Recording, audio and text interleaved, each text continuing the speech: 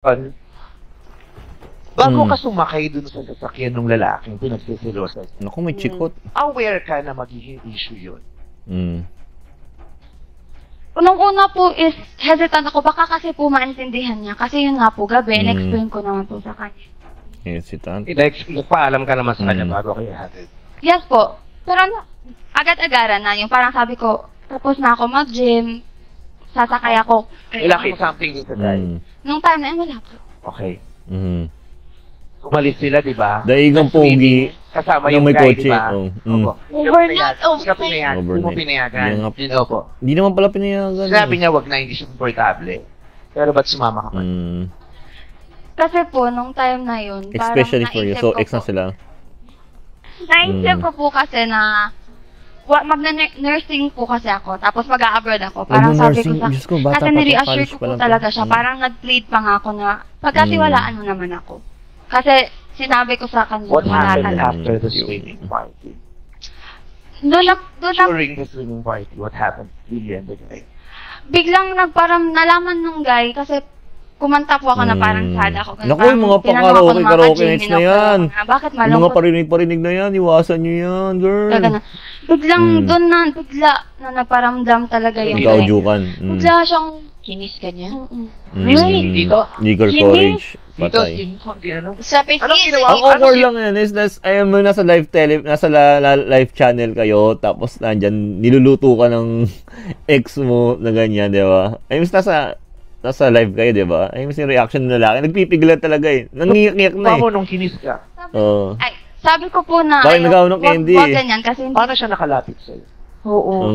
Siyempre nakainom na kasi Ako parang bigla lang siyang, Lumapit, tapos sabi ko, kinausap ko nga po yung mga babae kong ka-gym kasi tinanong din po ako nila kung kami. Okay, na-kiss ka niya, frankly, na-kiss ka niya o nag-kiss kayo?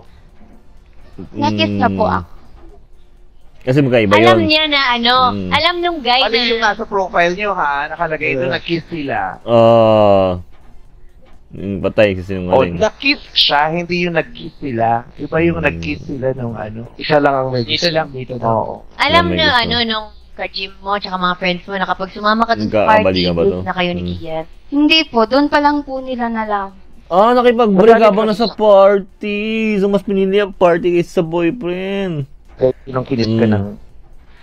Hindi naman nagalit, pero sinabihan ko po siya na ayoko po nung ganun. Ayoko nang Pangit kasi. ganun siya umasta, nakala niya. Masyadong Kasi hindi rin pwede. aggressive. Oo, babae, no? Depende na Aggressive lang kung approach. okay lang Oo. sa'yo. Kung gusto, pares kayo may gusto, Pero may dapat gusto, okay humingi lang. ng permit. Kasi di ba dati uso yung mga nakaw-nakaw? Nakawalik. Oo. Nakakaw na rin. Yung ilang beses nangyari yan na hindi ka niya pinapayagan. Yun lang po yung time talaga na sobra. Ayun yung... sige, tapos Kasi, na yan. pero there were times na nung parang nagsiselos na siya na to the point po na 2 to 3 hours po kasi ako usual ng gym. Tapos bigla nung nalaman niya po na gano'n, parang sabi niya, ano bang parang bigla na siya naghihigpit na nasa gym ka pa rin, anong ginagawa mo sa gym? Posible ba yan? 2 to 3 hours? Ayun nga eh, kung dapat ang ginawa niya yung sinapush yun. Kung nang siselos ka, sumama ka sa mag-gym, di ba? Rather than na ganyan na pinagbabawalan. Siguro may part din naman na mali. Kasi may mga tao na kagaya ng babae na the more mo silang i-push na pagbawalan, lalo silang pagpipilitan ng gusto nila, the more nilang mas gustong i-attain. Yun, di ba? Parang ganon. Yun. May points kayo yan kung bakit siya mag-i-quit. Tignan mo, nung pumayag siya, pumunta ka, nahalika ng ka. Kung di ka pumunta doon, Patay, niluto yung babae. Niluto si ate! Gusto sa kanya na, huwag kang pumunta dyan, di ba? Kasi feeling niya hindi safe eh. Meron kang kasamang taong may gusto sa'yo na lalaki, na ka-gym mo. Kumbaga, intuition ng lalaki. So, maraming, since lalaki siya, alam niya yung mga pwedeng mangyari. At nangyari nga yung iniisip niya. Nangyari ng pinakamayos. Pero nung time na gumanon po yung guy kasi alam niya po na hindi na kami. That guy, Hiwalay. last night, wala na kayo agad? Nakipagwalay yung Kasi po, Oo, sinabi niya. sabi niya, pag pumunta, Kaya nga, that night, so it's sabihin, Nag-aabang talaga, time, oo. may something siya sa'yo.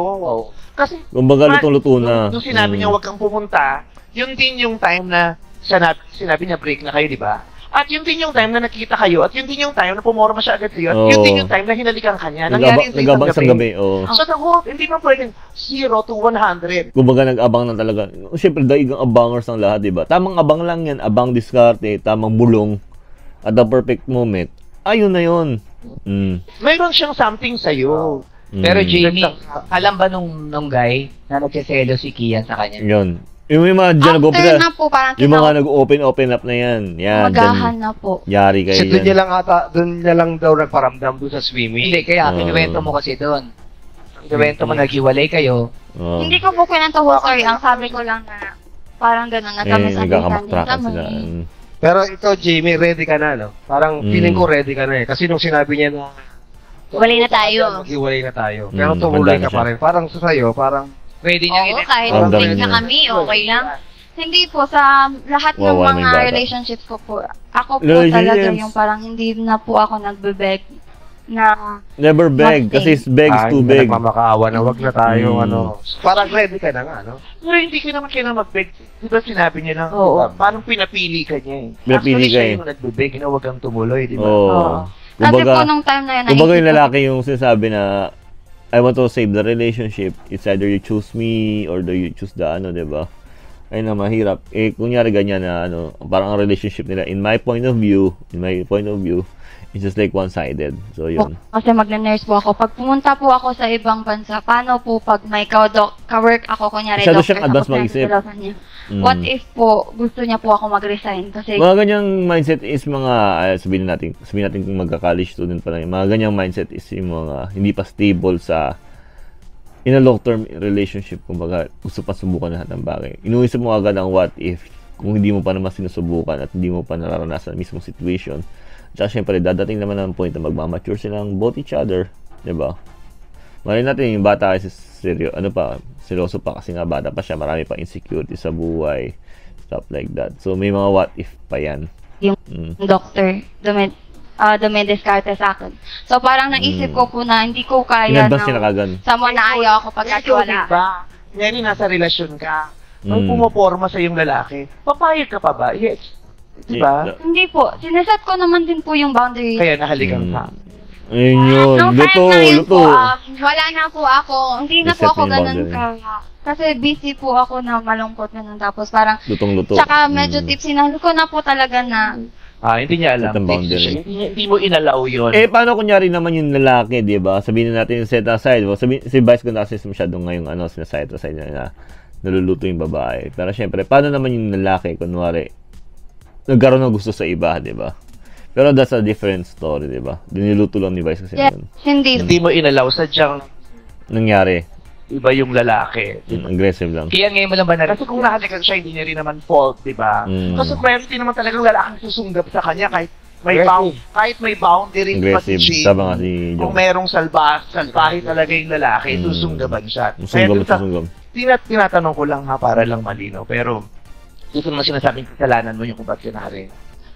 Baka nagkaroon ng mixed signal. Pero mga ganyan tip, ayun, sabi nga ni mixed signal. Kasi nga siguro dahil spotter siya, iniispatan na pala na maghihiwalay na kayo, iniispatan.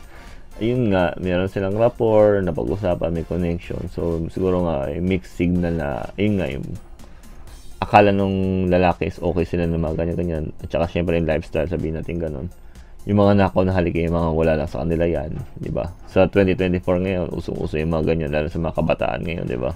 Din katulad nung kung paano naging kayo ni Kiat dun sa Masyado ka-gym mabilis. mo. Parang gusto ako nito, halikan ko nga. Ganun yung isa. ganun, luto ka. Ayun lang. So, hindi na natin tinapos yun. Pero para sa akin lang, ayun nga, huwag kang magbigay ng motibo kasi baka abutan ka ng imbutido. Ayun lang. Tsaka syempre yun, daig ang pogi na may kotse. Kaya naman na issue tong itong na to sa GMA na to ngayon at the moment kasi nga hindi nila matanggap yung kasi bata. Sabihin natin may tsura. Ang pinagpad sa kanya, medyo tagilid ang mukha, yun nga. Tsaka medyo sikat din naman influencer, yung gym boy na yun. So, yun lang. Para sa akin, hindi rin magtatagal yung ganyang mga relationship. Dahil sabi nga, may kasabihan nga tayo, kung nag-umpisa ng mali, magtatapos ng mali. Parang ganun. Pag nag-umpisa ng mali, matatapos ng mali. So, mas maganda umpisa ng foundation nyo, ng relasyon. Rather than messy, makalat, kagaya nito na umpisa pa lang makalat pa lang ang relasyon nila na kapag yung gym spotter na yan. So, I think, let's be honest, hindi natin kung magtatagal, kung magiging nurse nga siya, mag-a-abroad, di ba? Stuff like that, di ba? Kung matutuloy pa. Pero feeling ko maging YouTuber din yun kasi nga, di ba, sikat siya. Sikat na siya si baby girl. Yun lang. So, if you do like this kind of commentary, reaction video, please do like and subscribe my YouTube channel. Maraming salamat. Ulitin, skirt.